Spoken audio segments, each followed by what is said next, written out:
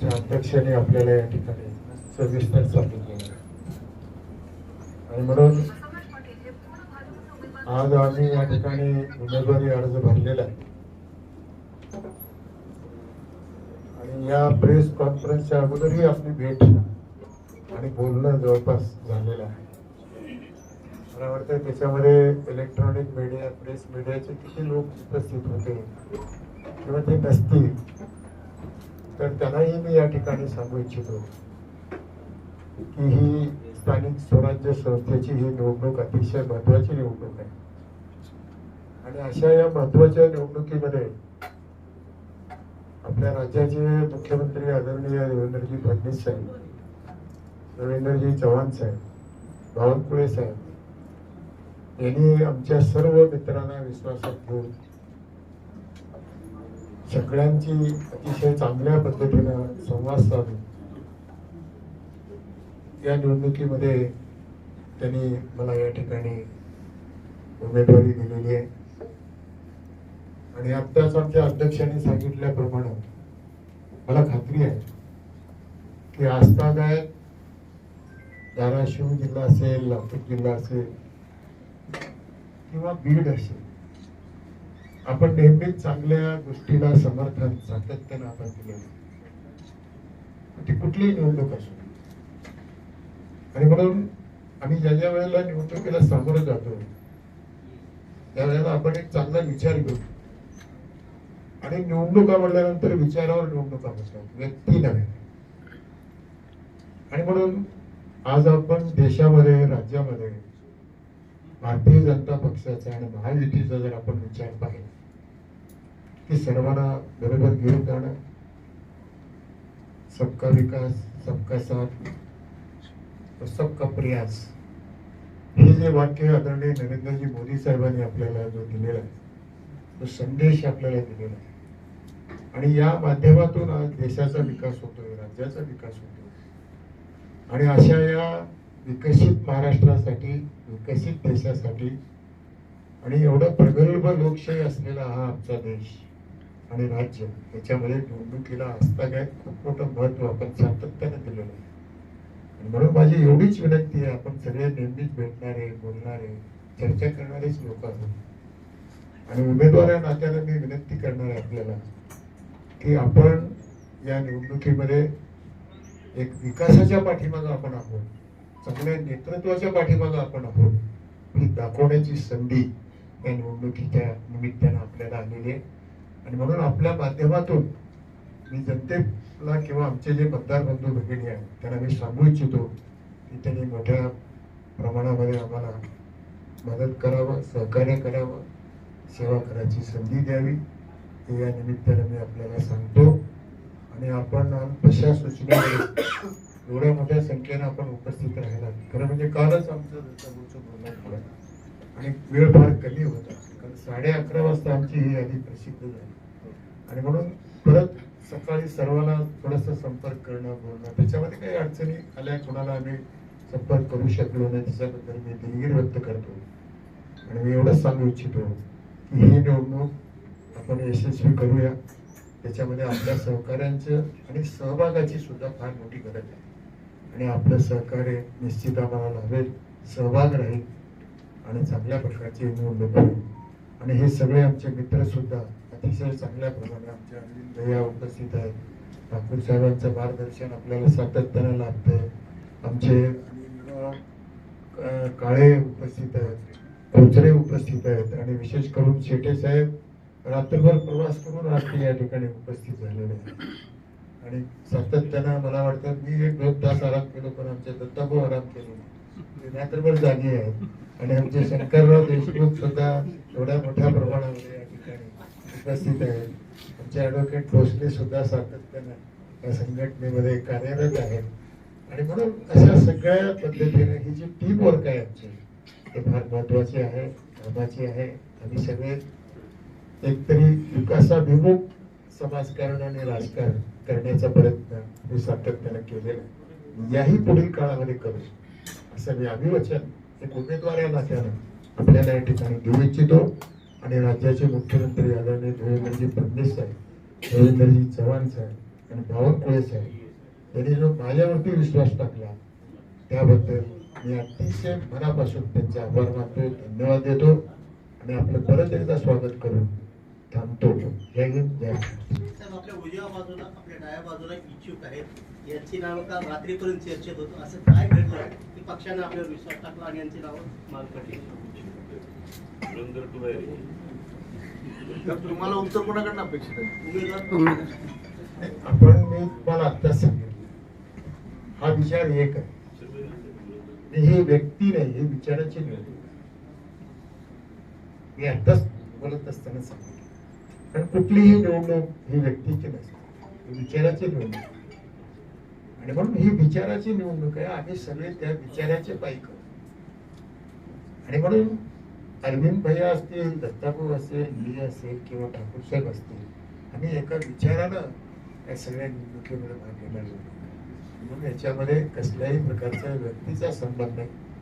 हा विचार कसं आपल्याला जोपासता येईल, वाढवता येईल या संबंधीचा प्रयत्न या निवडणुकीच्या माध्यमातून करू, एवढं मी आपल्याला सांगू इच्छितो. महेश देशमुखनं आता असं सांगितलं की भाजपबरोबर आमची लढाई नाही, सध्या भाजपमधील एका टोळीची लढाई आहे.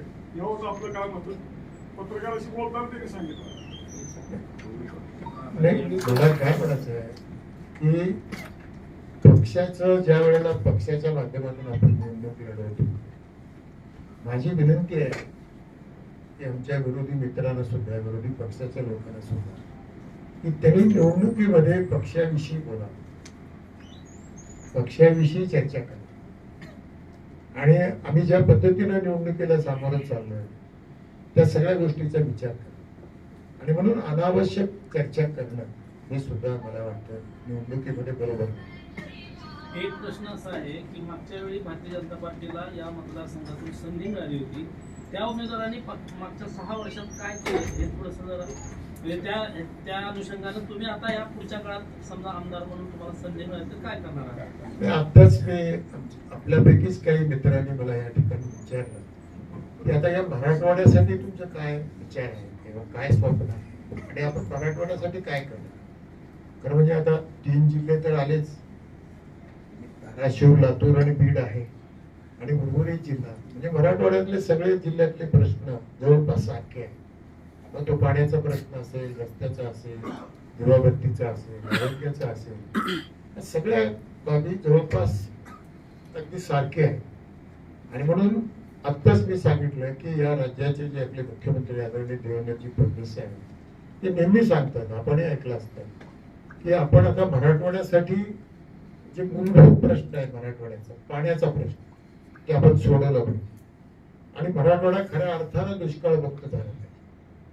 हा जो एक मोठा विषय आहे ते आपल्यासाठी फार मोठा महत्वाचा विषय आहे. कारण आपण दुर्दैवानं 2-2 पिढ्या, 3-3 पिढ्या आपण दुष्काळ कसं फार मोठं त्याचं आपण भोगलं ते आपल्याला माहिती आहे. आणि म्हणून निश्चितपणानं या पुढील काळामध्ये मराठवाड्याचा विकास झाल्याशिवाय राहणार नाही हे मी आज आपल्याला ठामपणानं सांगू इच्छितो. दत्ताभाऊंचं नाव पाठीमागं परत असताना आपली जडणघडण जी आहे ती काँग्रेसमध्ये झाली, मात्र आता आपण भाजपमधून निवडणूक लढवत आहे.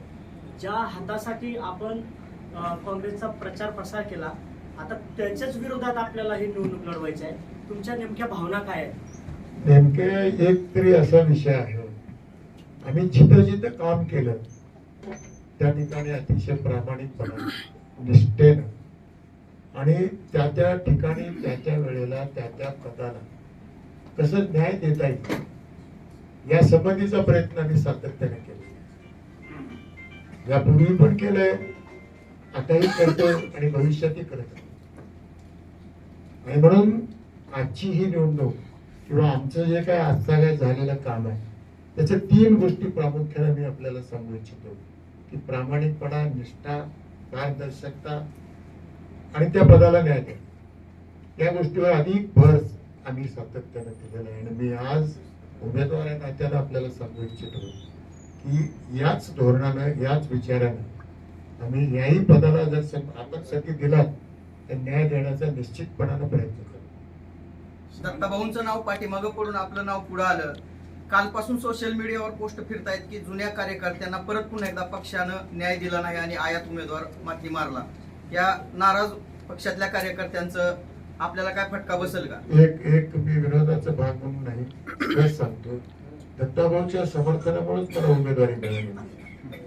सोशल मीडियावर तर तशा पोस्ट फिरत आहेत. नाही, पण दत्ताभाऊंचं समर्थन, माझं समर्थन आणि अरविंद भैयाचं समर्थन किंवा आमचे शेटे साहेबांचं समर्थन, हे सगळे आम्ही एका पक्षात काम करणारे माणसं, लोक, कार्यकर्ते आहोत. आणि म्हणून कुणाचं नाव मागे पडणं, कुणाला पुढे येणं, कुणाला उमेदवारी हा काही विषय नसतो. आणि एवढ्या मोठ्या पक्षामध्ये एकापेक्षा एक चांगली व्यक्ती आहे, चांगल्या विचाराची आहे, चांगल्या प्रकारचं काम करणारी माणसं आहेत, माझ्यापेक्षा अनेक पटीनं चांगली काम करणारे लोक आहेत. ज्या त्या वेळेला प्रत्येक ठिकाणी प्रत्येक माणसाला संधी देण्याचा प्रयत्न पक्ष करत असतो. जिल्हा परिषद आणि नगरपालिकेचे सदस्य या निवडणुकीमध्ये मतदार आहेत, तर त्यांचे काही प्रश्न आहेत. त्यामध्ये महत्त्वाचा प्रश्न जो आहे तो समन्यायी निधी वाटपाचा प्रश्न आहे. तर त्या प्रश्नाबाबत आपण काय भूमिका घेणार, त्या प्रश्नाबाबत आपण कोणती भूमिका मांडणार किंवा त्याच्यामध्ये एक आहे की ज्या त्या भागातल्या ज्या नगरपालिका आहेत, जिल्हा परिषद आहे किंवा त्यांना विकासाच्या नगरपंचायत आहे, तिथे जी विकासाची कामं आहेत त्याच्यामुळे जिथे लोकांची अडचण निर्माण होते, जिथं आता या सगळ्या भागामध्ये प्रामुख्याने कुठले प्रश्न असतात, दिवाबत्ती, सडक, पाणी, आरोग्य, आणि म्हणून या सगळ्या गोष्टी नागरिक सुविधा म्हणून आपण त्याच्याकडे पाहतो की कुठल्या नगरसेवकाला निधी कमी मिळाली किंवा कुठल्या पक्षाला निधी कमी मिळाला, असं काही विचार करून आपल्याला चालत नाही. आणि म्हणून कुठल्याही पक्षाचं सरकार असो, कुठल्याही म्हणजे त्या ठिकाणी सत्ता असो, तिथल्या भागातल्या लोकांना नागरिक सुविधा मिळायला पाहिजे, ह्या हेतून निधी वाटप त्या ठिकाणी केलं जातं. समजा जर असं का असेल तर आम्ही जरूर लक्ष देऊ. धाराशिव जिल्हा परिषदेमध्ये असा आरोप होतो की समन्यायी निधी वाटप होत नाही आणि ती जिल्हा परिषद आपल्याच ताब्यात आहे, भाजपच्या ताब्यात आहे. ठीक आहे, त्याच्यात आपण लक्ष देऊ. आपण आणि समोरच्या जिल्ह्याचा मतदारसंघ आहे, हं? 3 जिल्ह्याचा मतदारसंघ आहे, हो, लातूर, बीड आणि धाराशिव. त्यापैकी लातूर आणि धाराशिव तर तुम्ही प्रतिनिधित्व केलेलं आहे, मात्र बीड जिल्हा जे आहे ते आता तुम्ही उमेदवार म्हणून बीड जिल्ह्यातलं मतदान घेण्यासाठी आपल्याला काही कसरत करावं लागेल काय जास्त? आपल्याला कसरत करायची गरज नाही. तिथे सुद्धा भारतीय जनता पक्षाचे आमचे सर्व नेते मंडळी अतिशय चांगल्या पद्धतीने त्यांचं काम आहे. त्या जिल्ह्यामध्ये सुद्धा चांगला विकास या लोकांनी घडवून आणलेला आहे. त्यामुळे तिथलेही मतदार आमच्यासाठी म्हणून खूप मोठ्या प्रमाणामध्ये मदत करतात. आपण अगोदर काँग्रेसमध्ये होतात, आता आपल्या समोरही काँग्रेसचाच उमेदवार देण्यात आलेला आहे. दोन्ही उमेदवार एकाच जिल्ह्यातील आहेत. आपण याच्या समोर आव्हानाला कसे सामोरे जाणार आहात? जिल्ह्यातलेच नाही, ते एका तालुक्यातले. हो, जिल्हा एक तालुका सर. पाटील साहेब, आपण सांगितलं की मग याचं आव्हान कसं? योग्य वेळी, सर्वांसोबत न्याय करेल. मात्र गेल्या अनेक वर्षांपासून दत्ताभाऊ कुलकर्णी भाजपमध्ये काम करतायत. तुम्ही 3 वर्षापूर्वी आलात, तुम्हाला उमेदवारी मिळाली आणि गेल्या अनेक वर्षापासून काम करणाऱ्या कार्यकर्त्याला उमेदवारी दिली जात नाही. तुम्हाला वाटतंय न्याय झाला असं वाटतंय? मला असं वाटतं की या प्रश्नाचं उत्तर मी द्यावं, कारण मी स्वतः असेल किंवा इथे व्यासपीठावर बसलेले अनेक जण या स्थानिक स्वराज्य संस्थेच्या उमेदवारीसाठी इच्छुक असते. भारतीय जनता पार्टीमध्ये लोकशाही व्यवस्था खूप बळकट आहे. त्यामुळे भारतीय जनता पार्टीच्या साध्या कार्यकर्त्याला सुद्धा आपल्या पदासाठी इच्छा व्यक्त करण्याचा अधिकार आहे. आणि तशी इच्छा पक्ष संघटनेतल्या योग्य ठिकाणी व्यक्त केल्यानंतर तुमची इच्छा पूर्ण व्हावी किंवा तुम्हाला ती जबाबदारी मिळावी. माननीय खोत्रे साहेब, 2 मिनिट, तुम्हाला ती जबाबदारी मिळावी यासाठी तुम्ही प्रामाणिकपणे प्रयत्न करत असता, परंतु तुमच्याबद्दलची भूमिका किंवा तुम्हाला कुठल्या जबाबदारीसाठी, तुम्ही कोणत्या कामासाठी योग्य आहात, कोणत्या कामासाठी, कोणत्या दायित्वासाठी तुम्ही योग्य आहात, याचा निर्णय पक्ष संघटन करत असतो. काल रात्रीपर्यंत पक्ष संघटनेनं निर्णय करेपर्यंत आम्ही सगळे इच्छुक होतो का होतो, पण पक्षाने ज्या वेळेला माननीय बसवराजी पाटील साहेबांचं नाव जाहीर केलं, दुसऱ्या मिनिटाला मी त्यांच्या संपर्कात आलो, अरविंद भैया माझ्या संपर्कात आले, आम्ही सगळेच व्यासपीठावरचे. आणि जे बसवराजी पाटील साहेब म्हणाले की दत्ताभाऊ तर रात्रभर जागे होते, तर त्याचं कारण असं होतं की ऐन वेळेला फॉर्म तयार करणं, सगळी व्यवस्था लावणं, सगळ्या लोकांना निरोप देणं, आणि धाराशिव जिल्ह्याला या विधान परिषदेमध्ये उमेदवारी मिळाल्यामुळे स्वाभाविक आहे की दत्ता कुलकर्णीवर जिल्हाध्यक्ष म्हणून, कारण मागच्या वेळेसची निवडणूक ही ज्या वेळेला मान्य सुरेश धस साहेब लढले त्याही वेळेला मी जिल्हाध्यक्ष होतो, मान्य ठाकूर साहेब आमदार होते, प्रदेश सरचिटणीस होते आणि त्याची जबाबदारी किंवा तो जो अनुभव आहे तो विजयाचा अनुभव, त्याची पुनरावृत्ती आपल्याला परत करायची. त्यामुळं दत्ताभाऊ इच्छुक होते का, अरविंद भैया इच्छुक होते का, आता याला काल रात्री यादी जाहीर झाल्यानंतर माझ्या जो योगायोगानं माझ्या लेखी तर काही महत्व राहत नाही. आणि आपल्या सहकारी मित्रांनो जो प्रश्न विचारला की आपण अनेक वर्षापासून काम करतो, तर माझ्यासारख्या साधारण कार्यकर्त्याला भारतीय जनता पार्टीने संघटनात्मक अनेक पदं दिली आणि 2 वर्ष म्हणजे 2 टर्म जिल्हाध्यक्ष, केंद्रात राज्यात सरकार असताना दोन्ही टर्म मला जिल्हाध्यक्ष करायचं काम भारतीय जनता पार्टीने केलं. जिल्हाध्यक्षपद किंवा प्रदेशाध्यक्षपद, राष्ट्रीय अध्यक्षपद, बूथ अध्यक्षपद, मंडल अध्यक्षपद, ही जी अध्यक्षपद आहेत ही अध्यक्षपद भारतीय जनता पार्टीच्या घटनेमध्ये अनमोल आणि अनन्यसाधारण असं महत्व ठेवून आहे. त्यामुळे इतक्या महत्वपूर्ण पदावर मी काम करत असताना मला वाटतं की मी समाधानी आहे. मी इच्छा व्यक्त केली का केली, परंतु माझा पक्ष संघटनेनं, पक्ष नेतृत्वानं माझ्यावर जी काही भविष्यात जबाबदारी देतील ती मी सक्षमपणे पार करेन. आणि आपण सगळे माझ्यावरच्या प्रेमापोटी हे प्रश्न विचारता हे मला माहित आहे. त्यामुळं मी आपल्या सगळ्यांना सांगेन खूप छान पद्धतीनं आपलंही भविष्य उज्ज्वल आहे. आणि हे पाटील साहेब आमचे सगळ्यांचे, ठाकूर साहेब, पाटील साहेब सिनियरिटीनं पालक आहेत ना आमचे, पार्टी बरोबर जिल्ह्यामध्ये ते पण काळजी घेतील आपली. धन्यवाद. 988 मतदार आहेत. यामध्ये भाजपचे आणि मित्र पक्षाचे मतदार संख्या नेमकी किती आहे? भारतीय जनता पार्टीचे 337 मतदान आहे 988 पैकी.